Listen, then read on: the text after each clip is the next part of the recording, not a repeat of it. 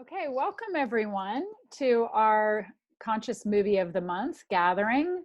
I'm Trina Wyatt, CEO and founder of Conscious Good, and I'm joined by Allan Kaplan, our movie aficionado, who is going to talk to us about Avatar, and we're going to ask questions and talk amongst ourselves and really have an enjoyable deep dive into the consciousness raising of this unbelievable, amazing film. So Mark, welcome. Thank you, Trina, and hello, everybody.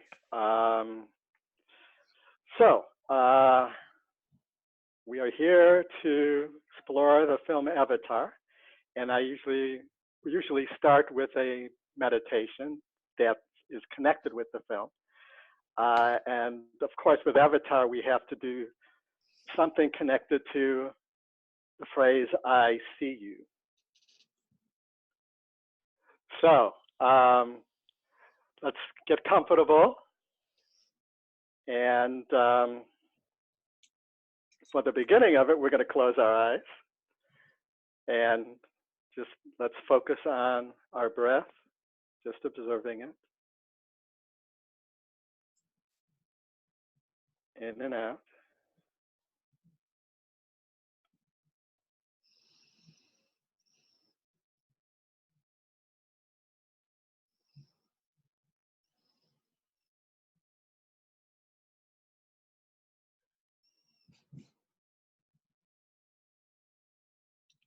And now, if we can bring our awareness to our inner visual field, how we imagine and see things in our mind, our imagination.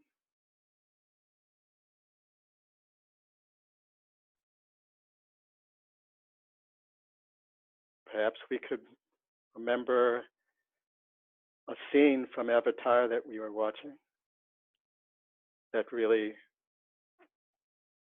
connected with us.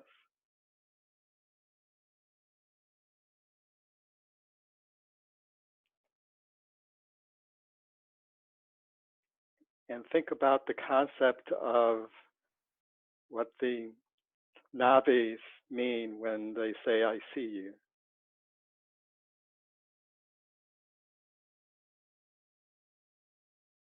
And reflect on moments in our lives when we have been with another person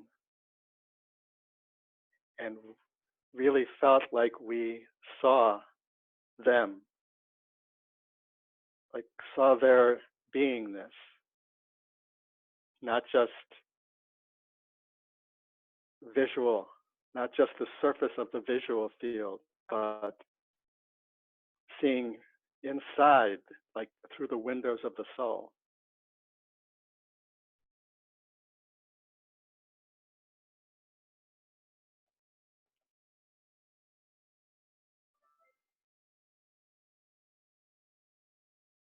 And see if you could kind of feel what that felt like. Remember that feeling.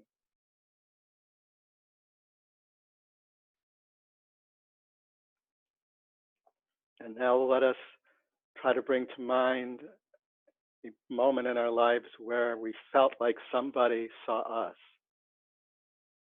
us truly and deeply, and what that felt like.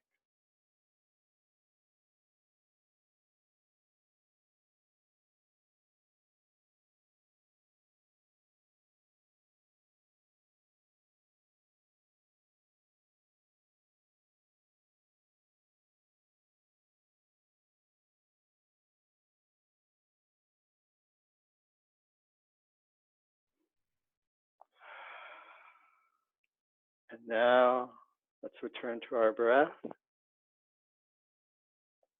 And before we open our eyes and look upon each other in this virtual space, see if we could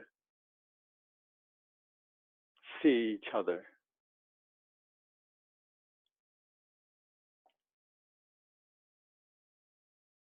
And really see each other. Take this moment. So you open your eyes, and whatever being you're seeing on the screen right now, if you have the speaker view, you're probably only seeing me and then small little screens of others, or you're seeing the whole field. However it is, try to feel into and see if you could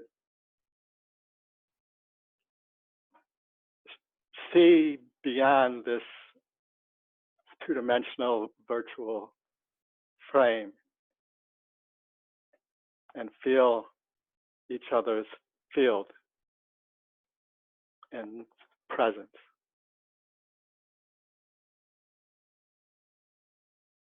Okay. So, welcome. I see you. It's very interesting too, because for some reason my computer in this moment is not letting me see myself.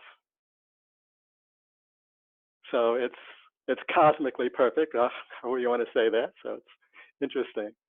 So I see you, but I don't see me.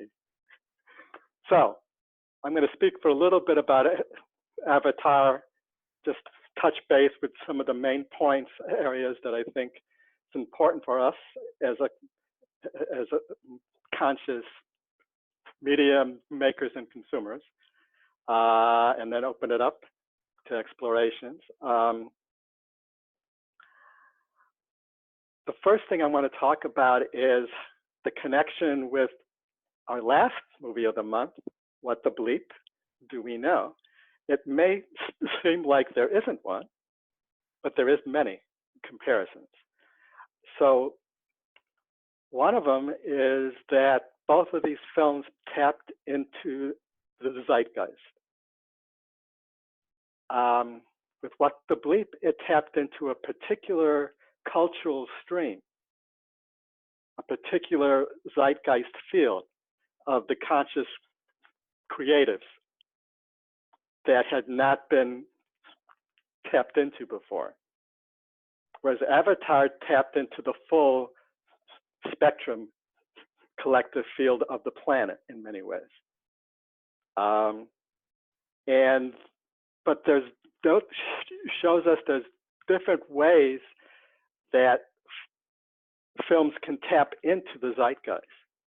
And as filmmakers, movie makers, we could kind of like say, which field do I want to tap into and how do I do that?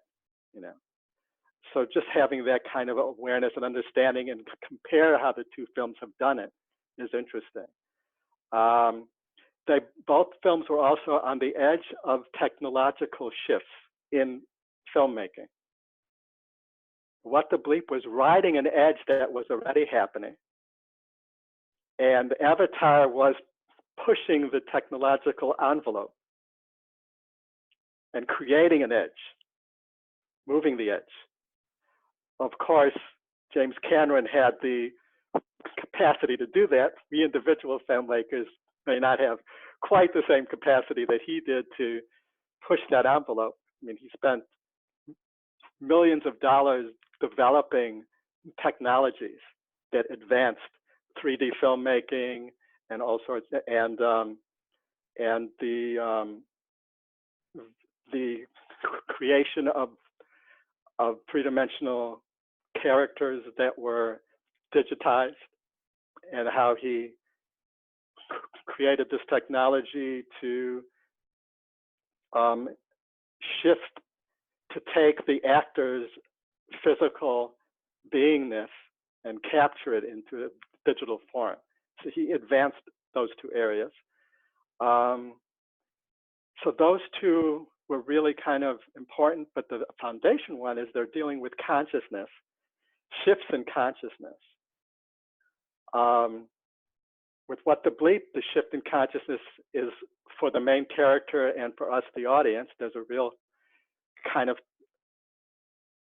give and take going on because it's both live action and documentary.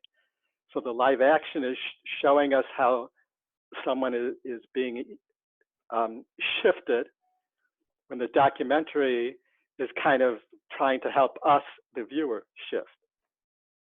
And Avatar, it's mainly the main character going into the avatar, and how the main character stepping into this other being's persona and shoes and entering this other world transforms his consciousness. So those are basic kind of comparisons and shifts that kind of give us an idea of riding the zeitgeist, tapping into the zeitgeist, exploring the technological edges, and how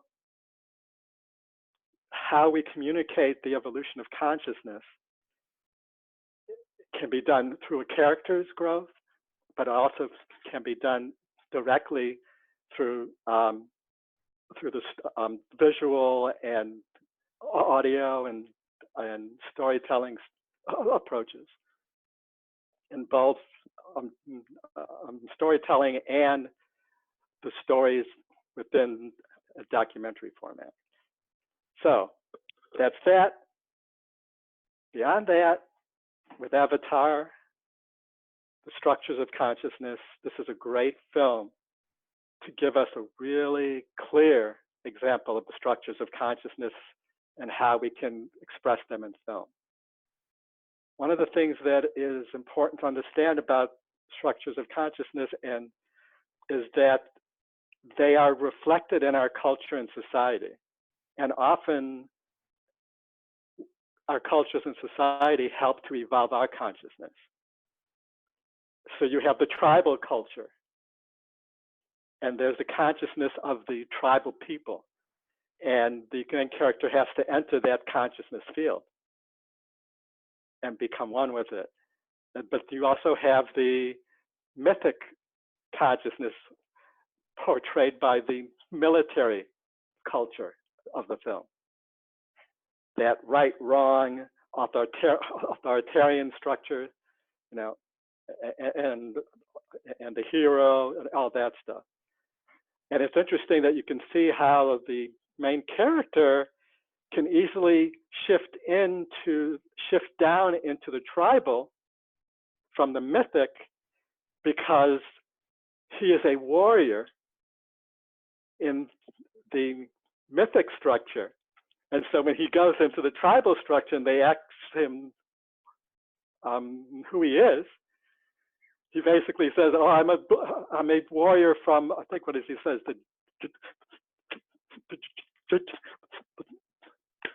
Excuse me, I had a stuttering episode, which is what I do sometimes since I'm a stutterer. So I just wanted to put that out there. Anyways, he is a member of the Jarhead clan. So it's a great kind of representational shift of going from one structure to the other. And since the two structures are really close to each other, evolutionary wise, he's easy to go back in. So he becomes the tribal warrior that he was the mythic warrior. And then we have the next stage represented by the business guy, who's all about the money, and the unobtainium, which I love that. It's the unobtainable object, right? The unobtainium. And that whole idea of financial growth and development is like his religion. You know, that's it. That's the bottom line. You know, and that's the pathological expression of the rational. So it's important to note that each stage has pathological expressions and healthy expressions. So in this film, we kind of see the pathological expressions of the mythic military and the rational business really clearly. The pluralistic is represented by the scientist, who's a social scientist. And she is empathic with other people. She's cross-cultural. She's she understands subjective reality. So that's the stage past rational. And that's kind of the center of gravity of the film for the most part. And then the final moments of the film, we get a hint of maybe integral when he leaves his body, his human body, goes into and becomes one with the avatar body permanently. And we know that in order to do that, he has to go into the eye of their God, into the world tree. So there is a potential sense that we have that when he opens his eyes at the end, he has seen more than anyone has seen, the big picture. And that's the integral perspective, trying to see as many perspectives as possible and trying to find the bigger picture. So this is a great representation of that. And it's also important to note that in the top 10 films of all time, the top 10 box office films of all time, there's a huge, high proportion of them that have multiple structures of consciousness. And if you look through the history of the most successful films of all time, you see that the most successful films of all time, over 50 to 60% of them have multiple structures of consciousness. So that's a pretty high figure. And it makes perfect sense because the more structures of consciousness that are integrated into your work, the more people at those structures you could connect with. Exactly. Who can identify with what you're showing them in a deeper way. Which brings us to the final point, that this film is a great exploration of the idea of immersion and how important that is for conscious filmmakers to understand how an audience can become immersed in our works. And if we're a viewer, to understand how we become immersed in media. So there's different levels of immersion, and this film has a representation of most of them. The first level is physical sensory.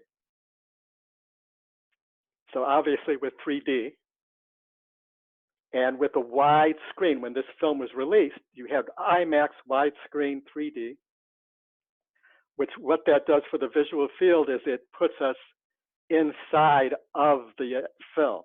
So that's a physical sensory immersion. That's one form of immersion, and we could feel that physically and viscerally. Then there is psychological immersion. If we connect with a character, and that's the structures of consciousness, and then there's also states and experiences. So if a character is going through something we've gone through, if they're feeling something we've experienced and felt, all of those things can bring us as an audience in. And we can then get immersed in a film through that connection. We can also be connected thematically and archetypally, like there's archetypes can draw us in, themes that we're interested in that we agree with, all of those things can pull us in. And then there is what we call symbiotic metamorphic immersion. And that is when all of the others are in harmony and synchronized with each other and working together towards bringing us in. And that's what Cameron is doing here. That's one of the reasons why the film was so powerful, and one of the reasons why a lot of 3D films after that were not as successful, is because went, oh yeah, let's do 3D and let's have shots that make people fully immersed. But they didn't kind of really fully understand that he was doing more than the physical sensory. He was merging that with the psychological and emotional and with the thematic and with the archetypal, and having them speak with each other and play off of each other. So that's where you get the deep, and what that type of immersion is we are fully into it. We have a symbiotic relationship with the film.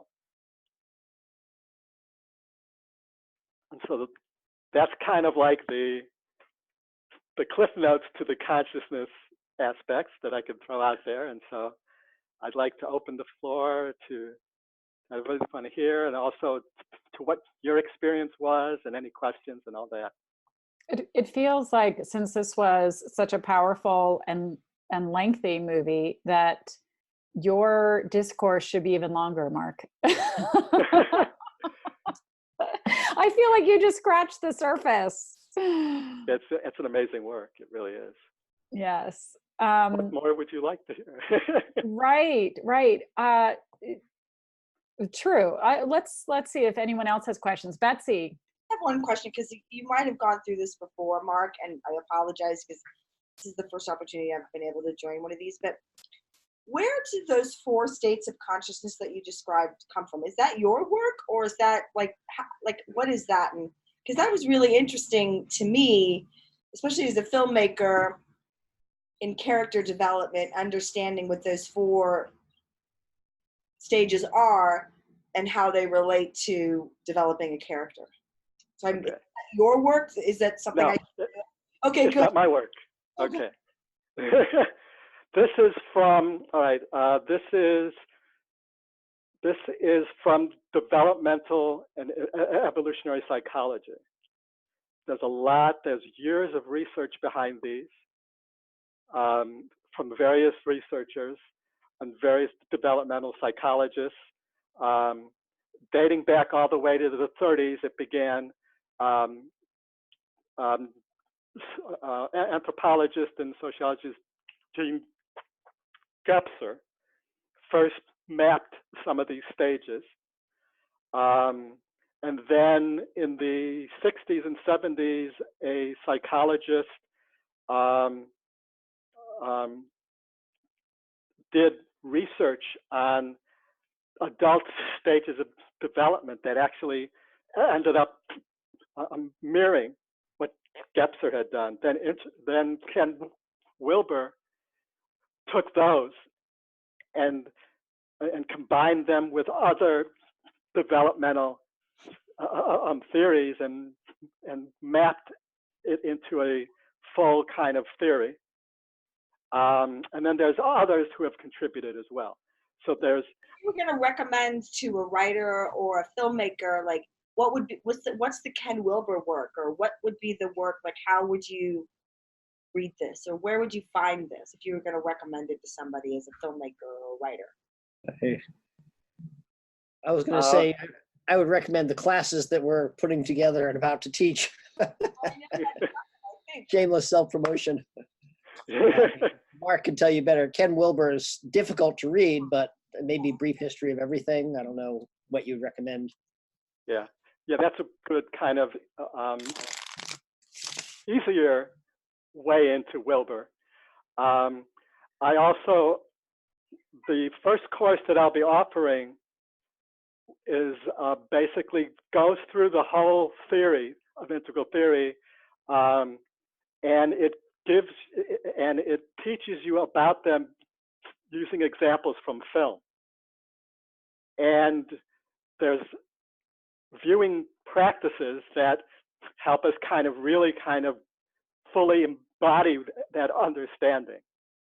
So as a filmmaker, that is actually what we're going to try to do with these courses, is to upload this into the filmmaker's consciousness.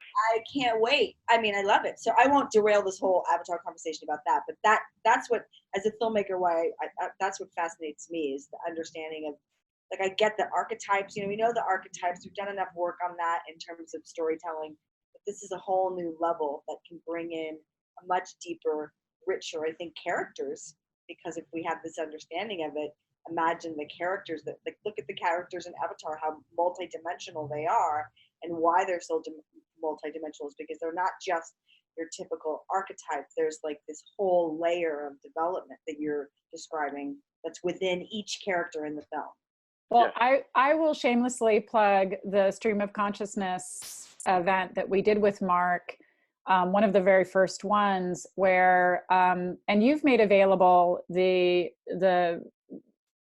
diagrams and all of that through that. And so Mark has done, you just touched on the surface, and obviously we're really excited about an entire course for visual storytellers to go deeper. But that's really, I'm so glad that you brought that up, Betsy, because there'll be people, like Betsy, who haven't seen that stream of consciousness, and it's integral. It's really integral. But I want to hear, Sue, you were so excited after you saw this movie and had a response, and before we all got on and we're like, save it, save it for the group. So please share.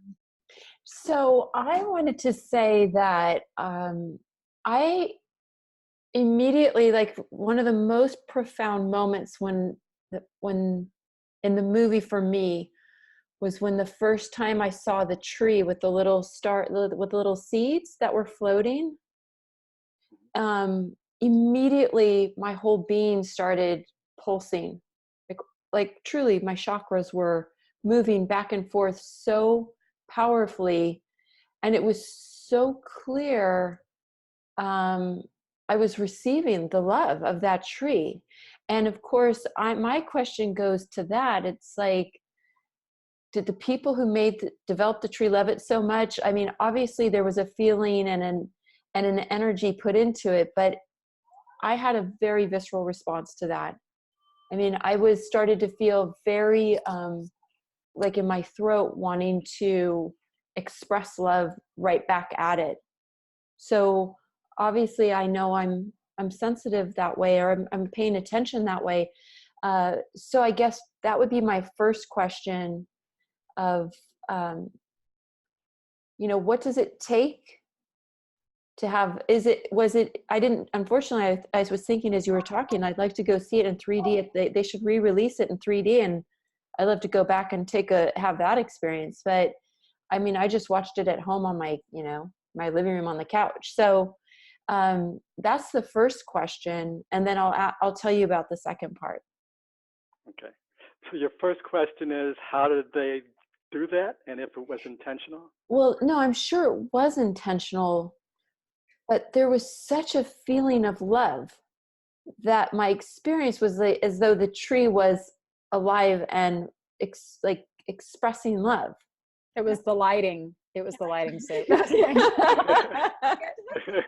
As a filmmaker, which I thought was really cool, because when we made What the Bleep, we hired all these animator dudes, like total geek dudes who like sat in front of computers all the time. And, what I found is that when they're creating this stuff, like they are infusing love. Like they're so intentional with, especially when you're creating an animation, it's like so detailed and specific, and like I watched a room full of people at computer screens developing literally different frames of the film, and sometimes it's literally frame by frame.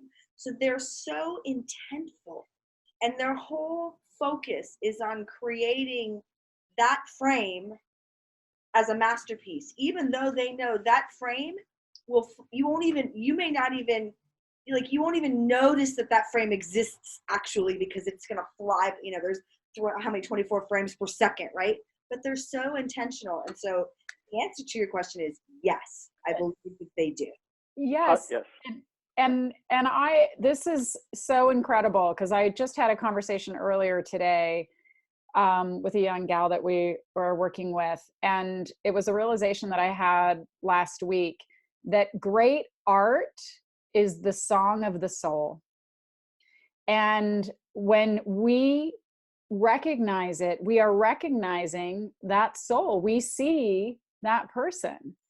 And as we were talking about this, I thought of James Cameron. This is the song of his soul, and why we see the beauty in it. Or the animators, it's the song of their soul. And so it's beautiful that's how we recognize somebody, is through, it's one way of recognizing somebody is through the extraordinary art that comes through them. Right. I mean, I just had so much love coming out of me. It was such a treat. And it's not the first time I've seen it. I think it's the third time I've seen it. So it's a very different experience this time. And then the next question I have for you is, so I noticed after I had a very profound awakening this morning. So I watched the movie in 2 segments because I'm not great at marathon movies. And I really wanted to take it in and enjoy it. So I watched half Monday and half Tuesday. And I guess there was very much an experience of getting out of my own way. In the way that Jake had to get out of his own way. And in his own way, I would say, is fear, which is the way of blocking most people from what they're here to do, their higher calling, their purpose, etc. So my question to you is, do we have to see the main character, in this case, Jake, do we have to see him go through the whole cycle of aligning with, as you said, the tribal, the mythic, at one point he's going to be the informant and he's going to give them the map of the whatever that silver thing was called. And so do we have to see him go through the whole thing where eventually he makes the decision to go back and to fight, put his own life in peril, get on the beast, or, do we have to see him go through the whole thing for us to have our own massive transformational experience? Because clearly I was engaged, I was identifying, I was definitely involved and engaged, and I definitely had a profound experience. Is that a necessary factor when making the film? Or what happens if you stop early? I mean, I guess it's more of a curiosity. Okay. All right, so I'm going to unpack this a little bit because this is actually some very, this is bringing up some advanced stuff here. And just real quick, the integral approach that we're talking from here, the transformational approach that we're coming from here is there's different lenses that we as conscious filmmakers use when we're creating a work. Okay, so seeing the structures of consciousness is one lens that we can use to create our work.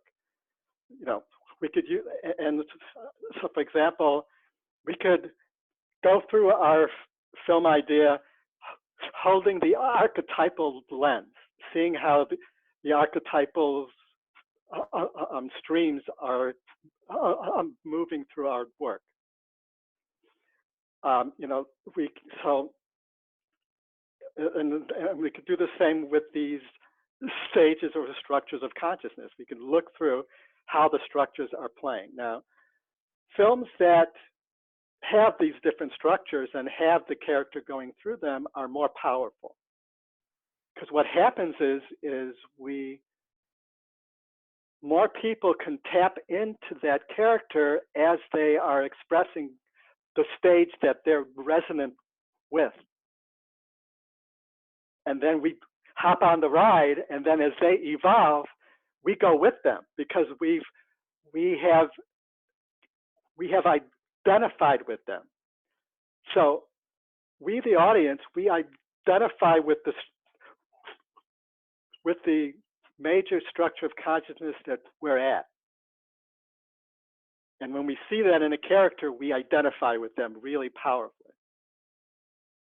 And to have a character to go through the stages means that a lot more people are going to be identifying and getting online to have a transformational experience.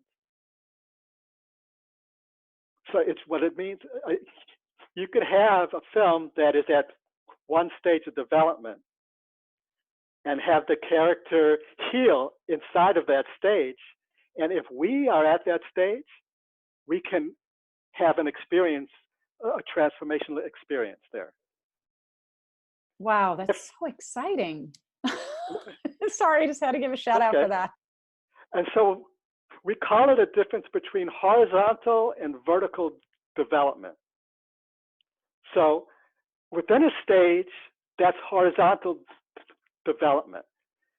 And most films have that. So for example, a love story usually has, you know,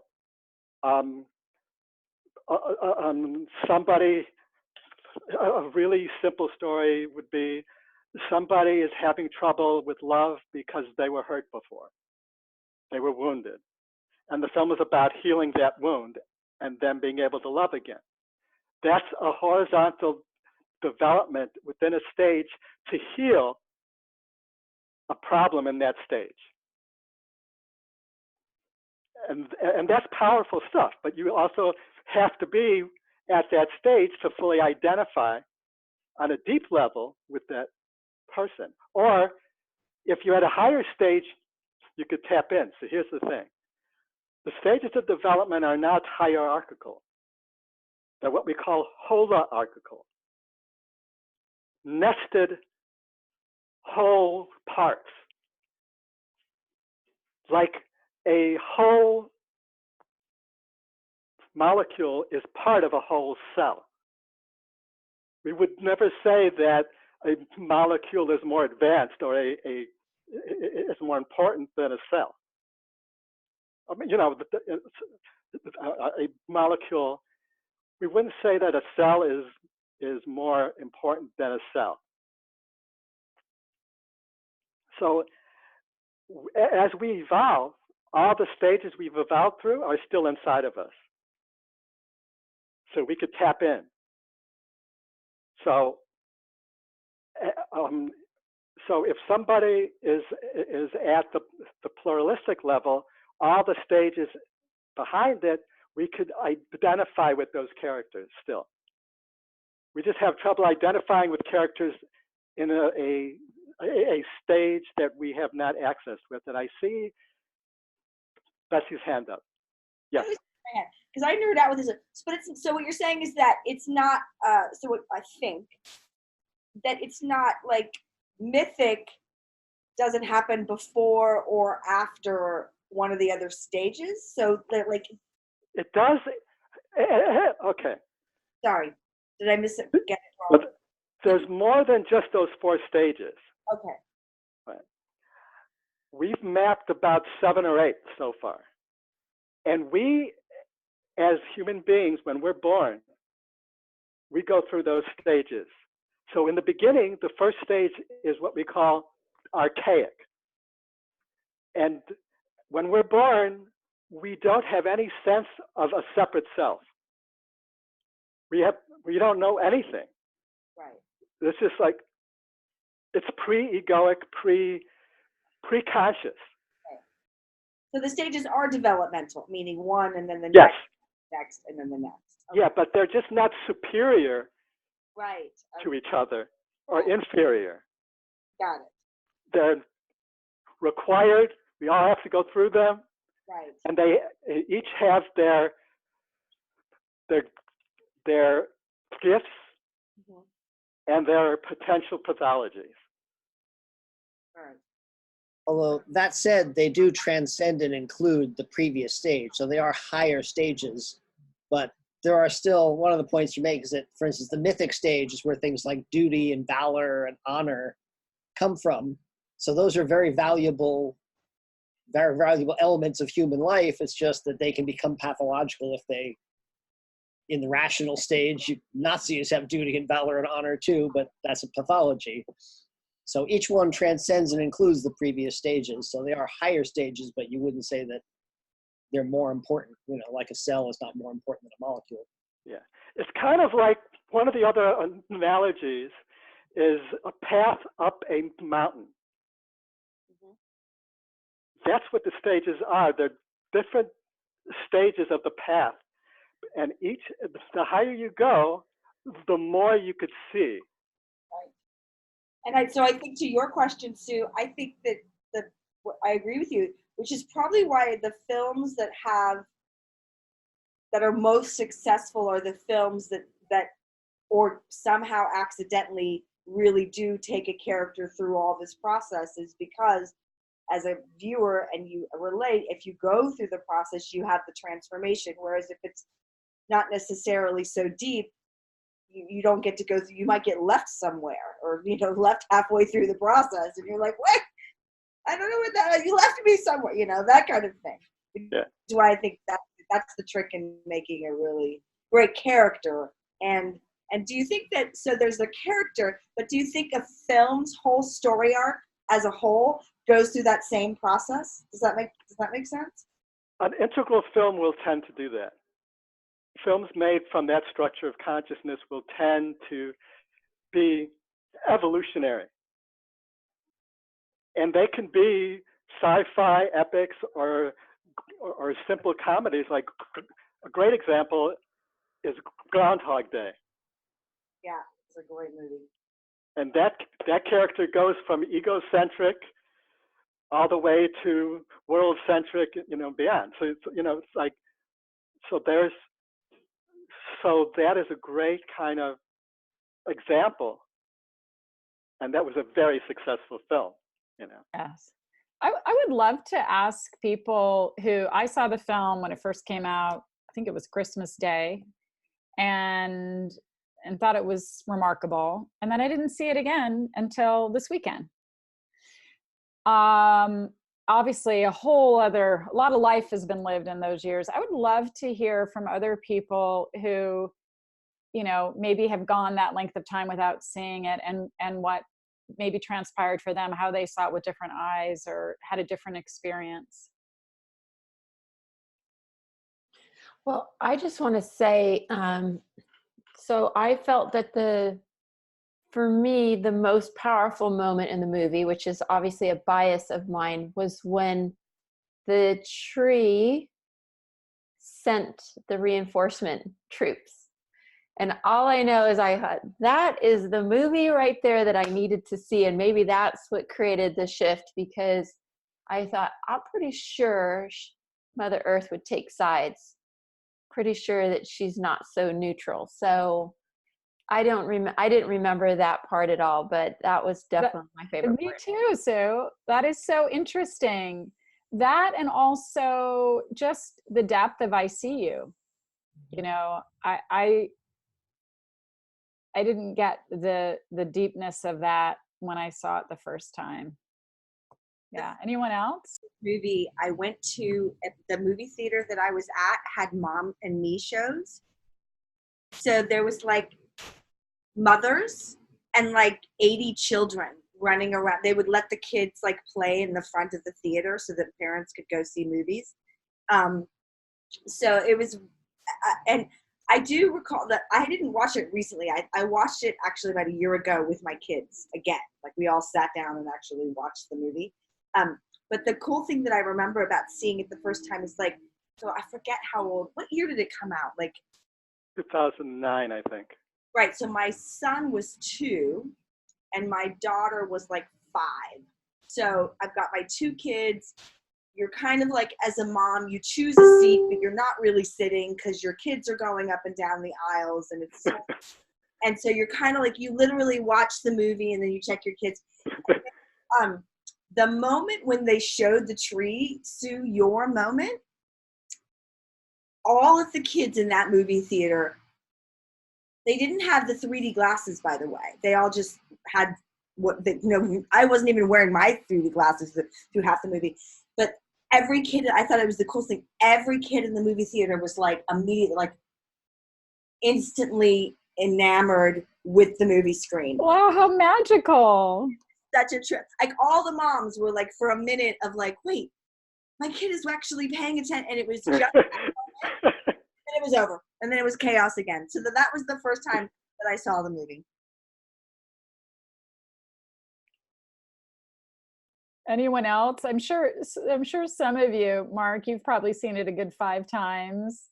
Jonathan? More than that, probably. Yeah. Oh, yeah. Okay. One of the things that, I mean, each time I see something else, because that's kind of what I do, you know. So it's like, especially film that is this rich, you know, and dense. One of the things that I noticed this time, and I noticed it in this moment as we were talking, was part of my experience of this. It's like Cameron was able to use a very advanced lens in this approach, and that was the energetic lens. And I really was able to really kind of see what he was doing this time. And what Sue brought up and what Betsy is bringing up is connected with this. What Sue brought up about seeing the floating seeds and how she felt, how you felt when you saw them. And then Betsy talking about the tree and how the kids were like just enamored. And even Betsy, when you were talking about how the animators, their intention.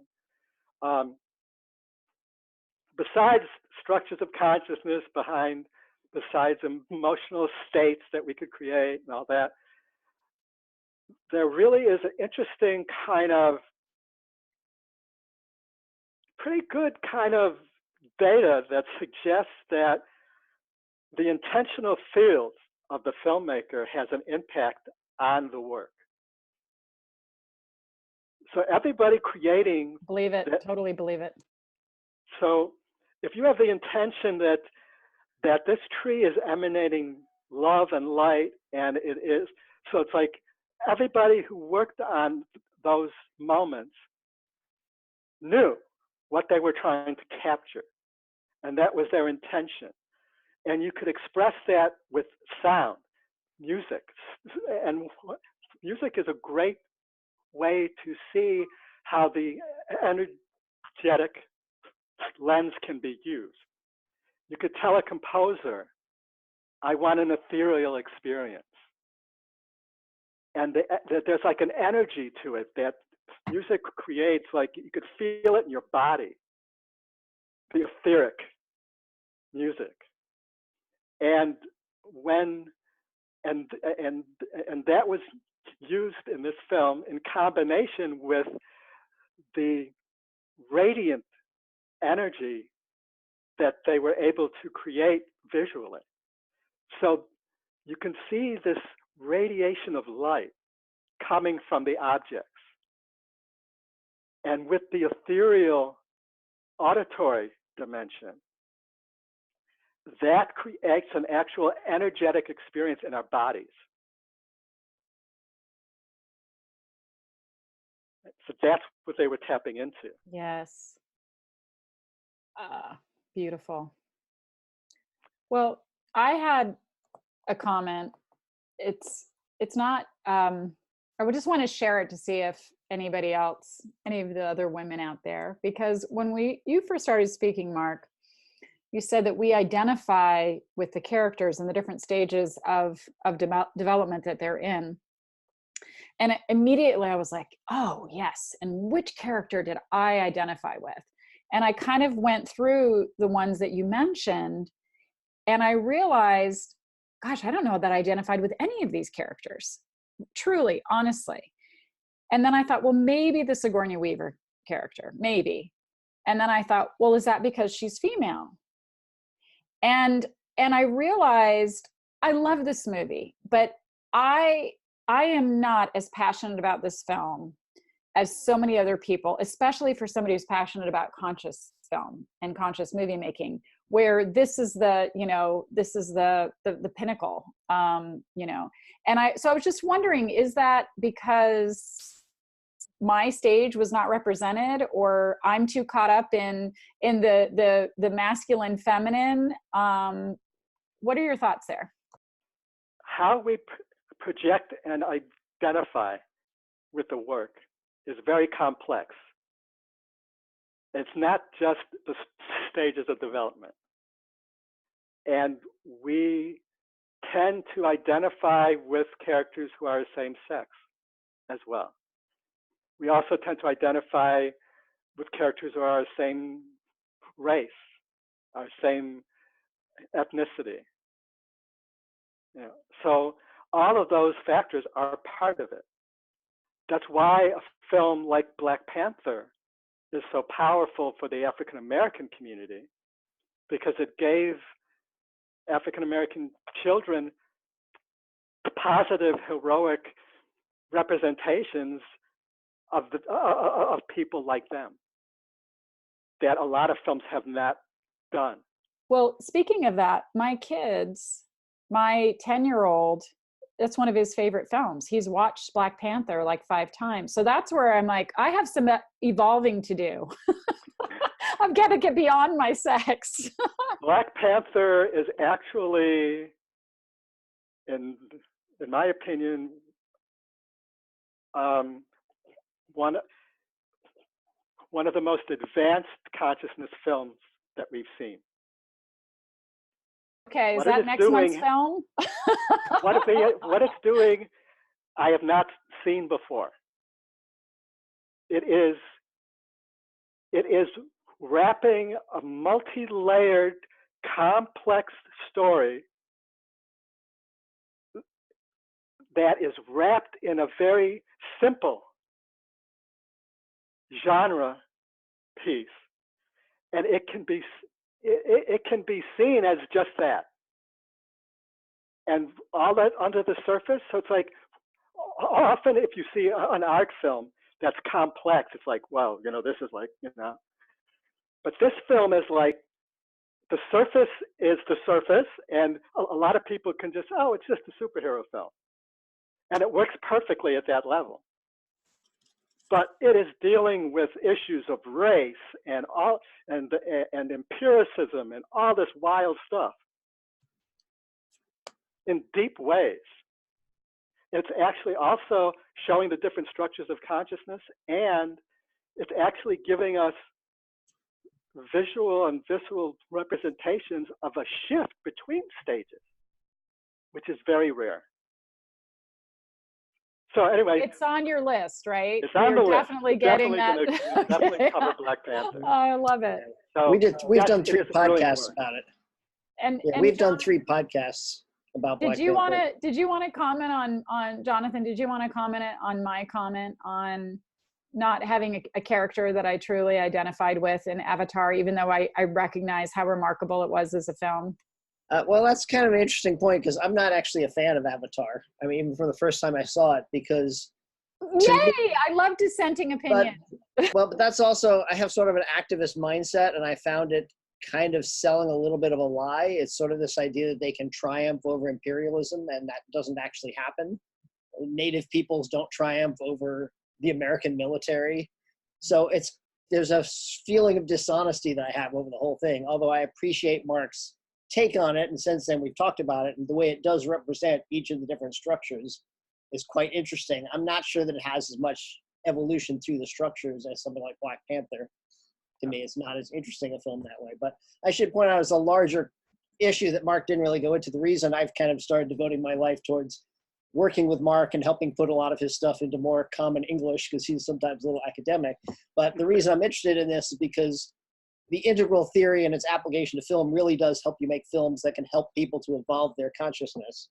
So we're really interested in helping other creators embed it into media, helping people see it in media, and we feel that the more you do this, the more it helps to evolve consciousness of all viewers. And as Mark says, all problems are problems of consciousness. So we are in a crisis moment where we want every tool we have to help raise people's consciousness.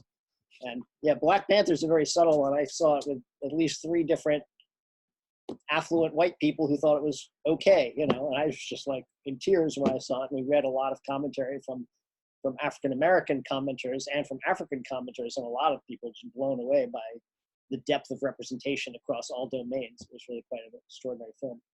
And I know we have to wrap it up soon, but I just have a question for you, Jonathan, because it's interesting that you say that, because it's one of the things I think that was powerful about Avatar, beyond all of the things that we're really talking about, is that it, you know, sometimes film's purpose is not to get it all right. And sometimes film's purpose, at least, especially I think, is what our mission is, conscious media, and to create and to raise consciousness. Like, you have to start somewhere. You have to begin a conversation. And I think it's really, I get really frustrated with, I call them lovingly film snobs. I'm one of them sometimes. So who go, well, you know, that's not true. That I'm using you as an example. So please just, you know, Figure yourself out. Okay. He says, oh, that's not really how it happens. But so that was in 2009. That was literally 10 years ago.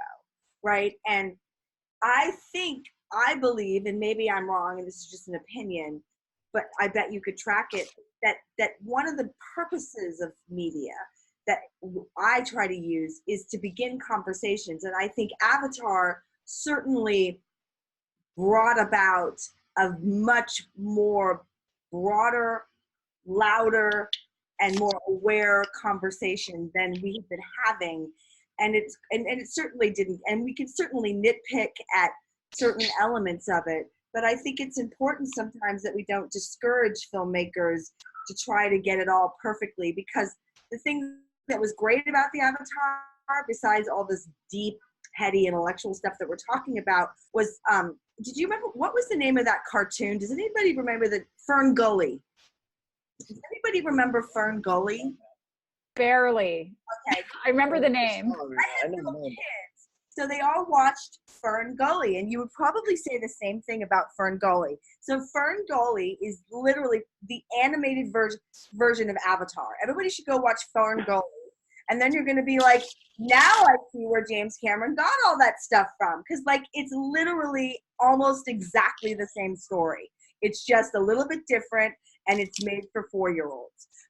But it's the same theory. But what was cool about it was that it began a conversation, and it opened up a whole dialogue that was really unique. And I think that to me, that's one of the most important parts of filmmaking is, if I can't get it all right, if I have to use a simplistic, evil, set up the scenarios that we're all used to having, so everybody feels safe and comfortable. Okay, I know who the bad guys are, I know who the good guys are, and then within that context, we can give them some valuable information.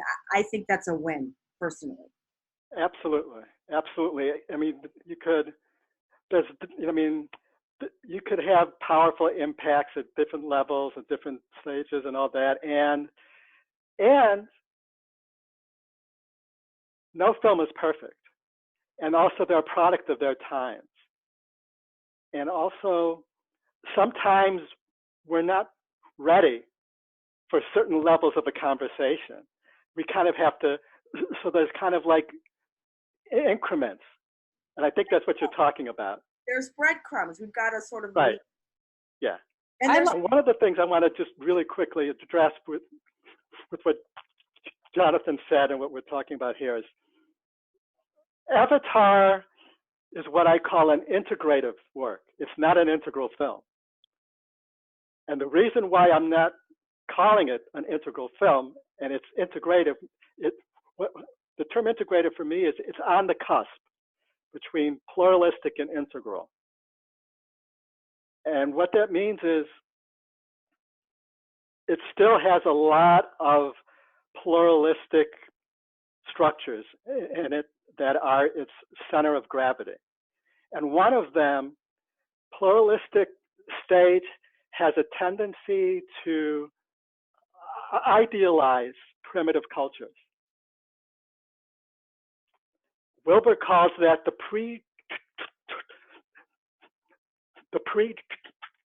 pre-trans fallacy. And what the pluralistic can tend to do is misperceive pre-rational ideas and structures as transrational, as advanced. So for example, when we're born and we're preconscious and we have no idea about anything as babies, someone at Pluralistic could imagine that that is the ultimate state of awakening and we have to return to that. Well, actually, the research shows that the ultimate stage of awakening is coming to that state of being after going through all the stages, and so you are conscious of the oneness. So the pre-stage is unconscious of the oneness, and the trans stage is conscious oneness. That we have to go through development, through the evolutionary arc, in order to get there. But it's not full circle. It's, it's a spiral. So in this film, it's like almost, it doesn't evolve you through the stages that great, but it shows them. And the character kind of moves through them, but because the Navi, the tribal culture, is idealized, it doesn't fully go into the integral. Now, that said, it's one film out of 4, supposedly. So I'm holding my final judgment until the full series to see where he takes it ultimately. But what Jonathan was talking about was kind of connected to the pre-trans fallacy that idealizing the tribal cultures.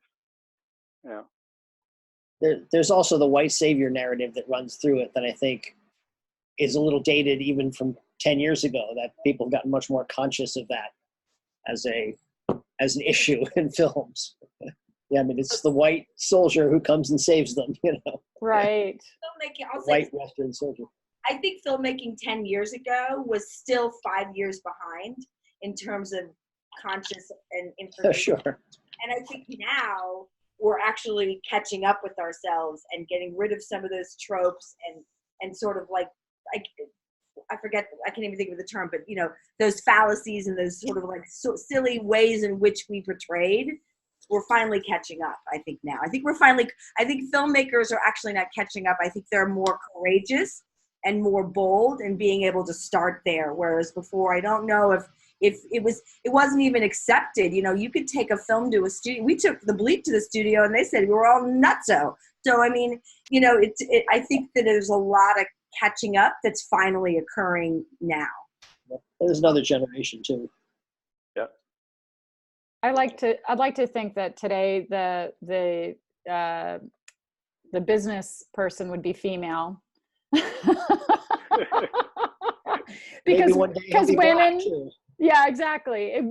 Black female, exactly, because we all struggle with that shadow side. Yeah. I mean, we are. I mean, in a way, I know a lot of what's happening is very, very scary and very serious. What's going on in the world right now, but in a way, also looking at it from the systems and integral perspective, is a lot of our shadow material is coming up for us to deal with and forcing us to wake up, because we are at an evolutionary transition, a major evolutionary transition. And I really feel like a lot of filmmakers are coming online and helping us. And we just want to get more of us out there to really kind of help us work through our shadows and make the shift, Can I just say one thing to that point? I think that they did a spectacular job of bringing it home to the love and the heart, because that's where the transformation and that's where all the change happens. And that was my takeaway. And I personally don't really usually identify at all, Trina, to your point, with anything anything with any kind of a military slant or fighting. I usually will bow out and say my conscious mind doesn't need any of that, which the whole movie had a lot of it for me. but that was my takeaway, was the power of the love.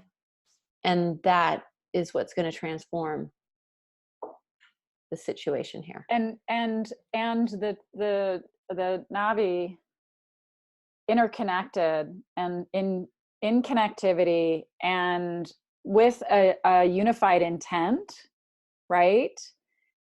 To see that physically represented, their interconnection and the power of them thinking as one.